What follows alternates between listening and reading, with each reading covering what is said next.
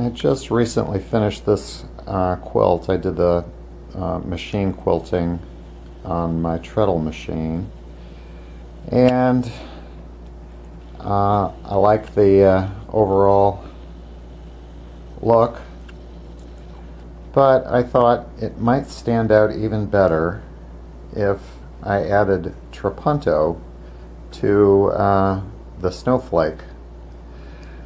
And that's a technique I usually use when I do hand quilting, but I don't see why it wouldn't work on this. So I'm gonna get some materials together and show you how to get that unquilted area stuffed so that it stands out more. So I'll be right back. So, to show you what I'm up to here, the areas that I didn't quilt is actually what made the design here, and it left the fabric a little slack, and it doesn't stand out as much as I'd like. Now, what a lot of machine quilters will do is they'll use 2 layers of batting, maybe something heavy and denser like a warm and natural as the back, and then another layer on top of that, something like maybe wool or polyester that's light but has a loft to it, and that helps to create the dimension. Well, I didn't do that. And when I do a hand quilting, what I'll often do at the end is go back after all the quilting is done and add Trapunto into those spaces, filling that up. And that's what I'm going to do on this. Now, I normally use roving yarn, and this is one that I'm using for a different quilt. I went to the store and couldn't find any more of that, and I'm saving this for the other quilt, so I don't want to use that. So what I ended up with is kind of just a big chunky yarn, and that is Big Twist Natural Blend. It is super bulky number 6. Acrylic and wool blend. So that's what I'm going to use. And in order to get it in there, I use a giant needle. These are, it's a package of upholstery needles, and they're really big. I'm going to use the 6-inch needle. Let me get that out.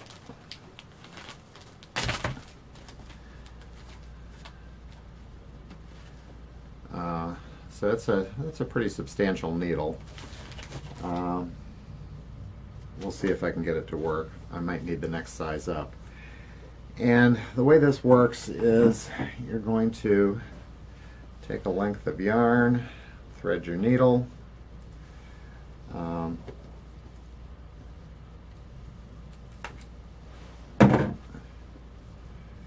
and maybe the hardest part here is threading the needle, because even with a needle this big, the yarn's pretty thick, so you gotta work it on there.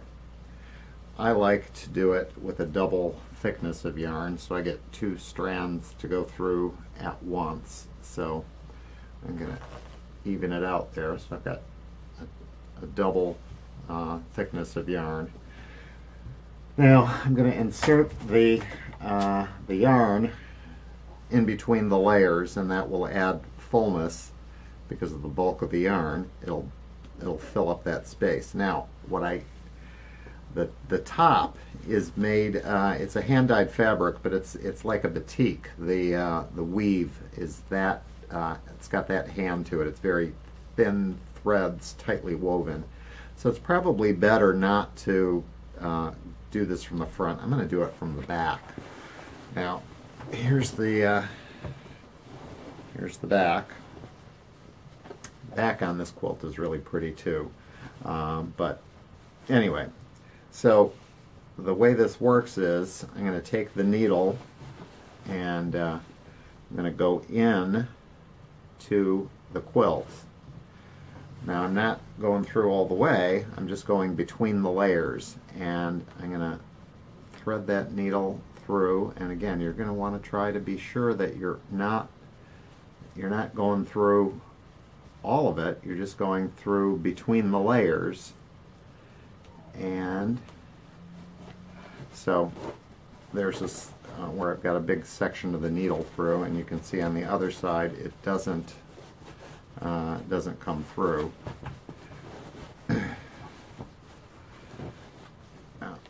Then you're going to pull it through, and this is not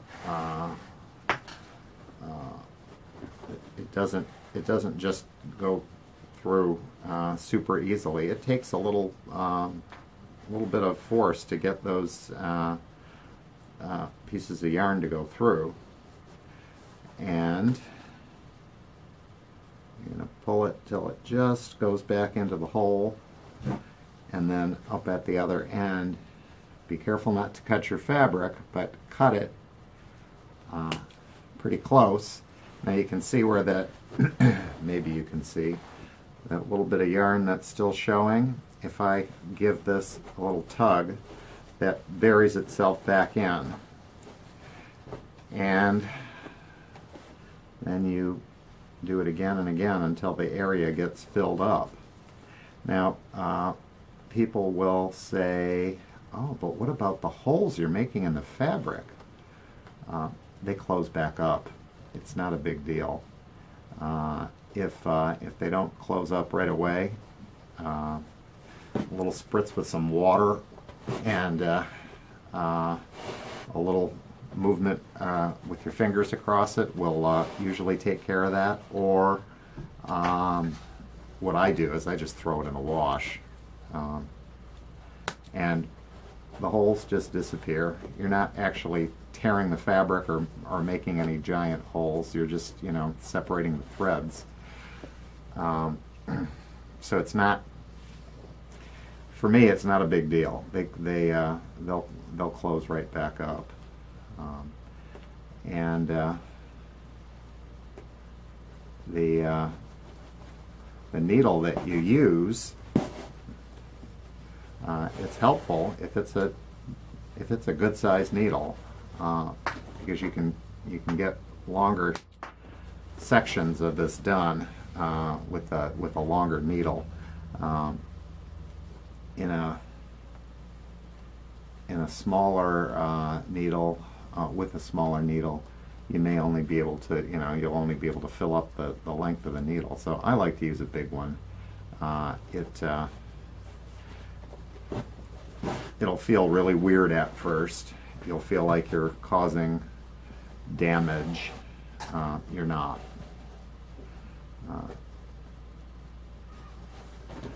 So as you start getting the yarn stuffed in there, you should be able to start to see the area filling in. Now I got a little tail that needs to go in from that last piece. I didn't cut it close enough, so I'm using the point of the needle to try and get on the, there it goes. Now it's buried. So then you, as you're filling it, you're going to kind of rub the pieces, and that kind of helps to settle them in there and keep them flat. They're not going anywhere. They're encased in this fabric. So I've had people say, well, how do you keep the yarn in place? Won't it just all ball up? It doesn't. I've done quilts like this numerous times, and if you get it in there good, you can wash the quilt, and the Trapunto bits do not migrate as long as you've got it sufficiently filled. it's good and sturdy. So this is one of the many different traditional ways to do Trapunto. What another way they often would do it is, and it would take the patience of a saint, I think, so I've never tried it. But they would actually, with a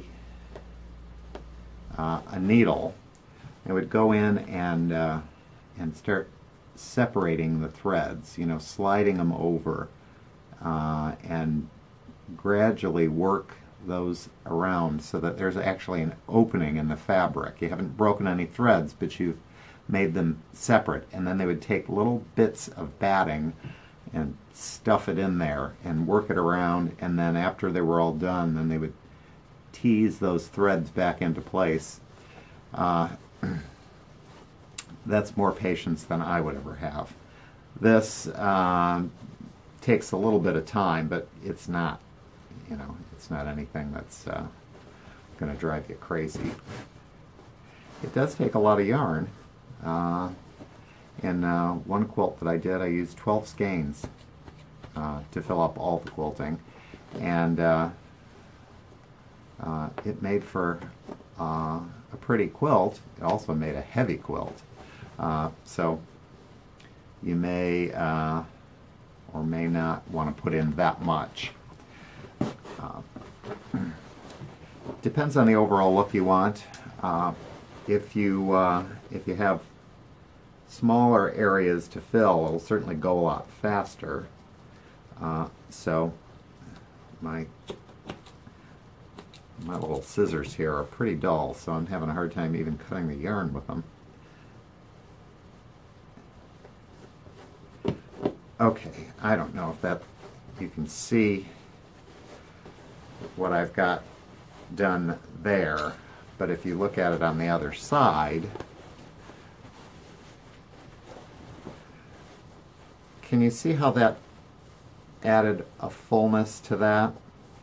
That when you know, you can see I've done that section, and do you see the difference in the loft here? So it's going to make the whole thing have more definition.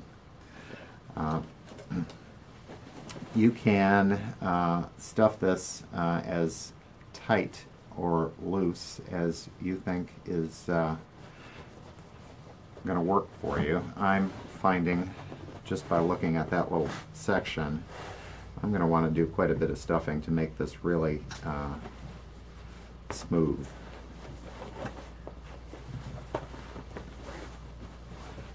So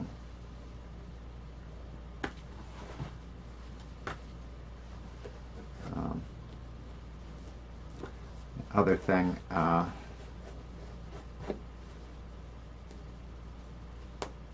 about this particular quilt, this backing fabric that I used was just something I had in my pile that is not quilting weight fabric. It's a garment type fabric from, I don't know when. It came out of the sewing stash of a friend who ended up having to move into assisted living, and so I took all of her fabric and promised to give it a good use.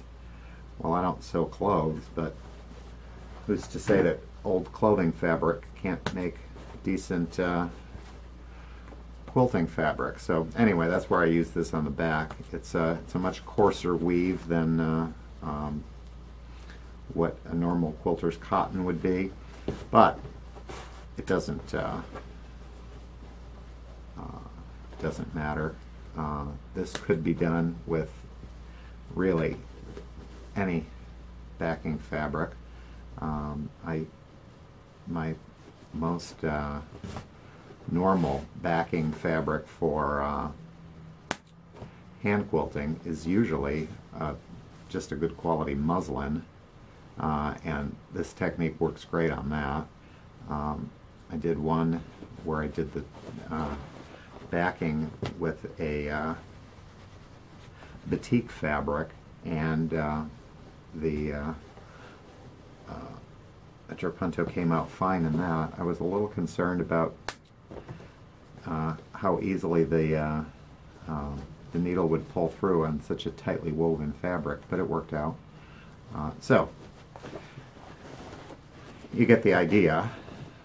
It's just a series of inserting the pieces into the backing, then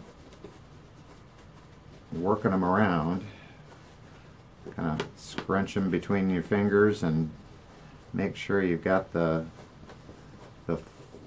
spaces full where you want them to be, and then periodically you're going to want to turn it over and look at it from the front, because that's where you're going to really be able to tell how you're making out. So again, let's put one more piece here, and then we'll go back and look at the front again.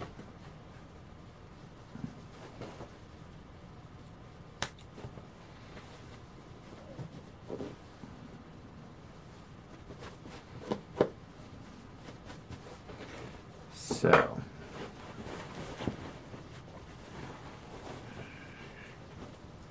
I'm now through most of that, and I'm down to about here. So I don't know if you can really see yet the difference. It'll start to show more when I get more of it done, and when I get a bigger section done, I'll come back and show you the difference that you'll be able to see from one section to the next. But that's basically how you do it, or how I'm doing it. Like I said, there's a bunch of different ways that Trapunto can happen, but this is a way to do it after the quilting is done. If you decide that you need some more definition, this is a way to do it. So back in a bit.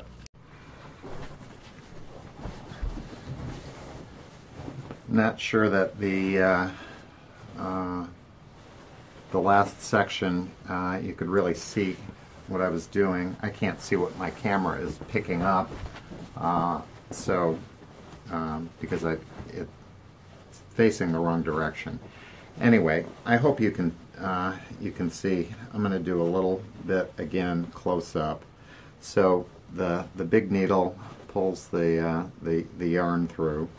I'm doing it doubled up because I have a lot of space to fill. If you have smaller areas, you certainly could use less. You wouldn't need 2 strands. For example, if you see these little lines here, if I wanted to fill that in, I would do it with 1 strand.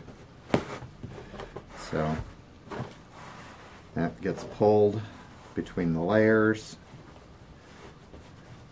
and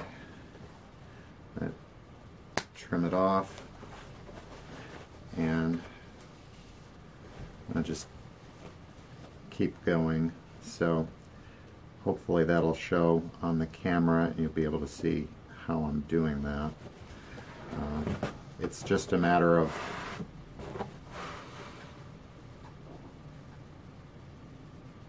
lots of pulling through of, in this case, yarn. The yarn that you choose will be really dependent on how big the spaces you've got to fill up are. I think big, puffy, full yarn is the way to go, because it takes less of it, or less times to, put the needle through and through and through. So use the really, essentially, I think the biggest size yarn that you can get to fill up the space. And not a bad idea to use some yarn that is washable and that won't shrink. The choices are many if you go to the yarn store or the craft store. one other thing I should note. There's a technique that's called shadow trapunto, where stuffing that goes into the quilt is actually done in a different color. So if you had a light colored quilt top, let's say white, and you used dark blue thread, the yarn, dark blue yarn, the yarn would shadow through. You'd see it in the through the top, so you'd get more of a light blue look in the stuffed areas. I haven't done that method myself because my tops are usually not all white, or I want the, it's not a look that I've wanted to do so far, but I do have one that I'm planning on doing that with. At some point I'll show you that, where you use a darker yarn and the color shadows through. Anyway, hopefully that's going to show up better. And again, part of the mission here is rubbing and smoothing those pieces of yarn so that they're smoothly in there. But I don't know if you can see the extra dimension that has happened there. So that's how that works. I'm not sure if that's going to show up really well, but that section right there in the middle is one that I have completed the filling on. So there's one that's got stuffing in it and one that doesn't. It's going to take a while. Let me move back a bit. Anyway, I think you can get the overall effect of how much that's going to make the quilting stand out. So I'm going to get back to work stuffing, and a little bit later I'll show you a completed quilt.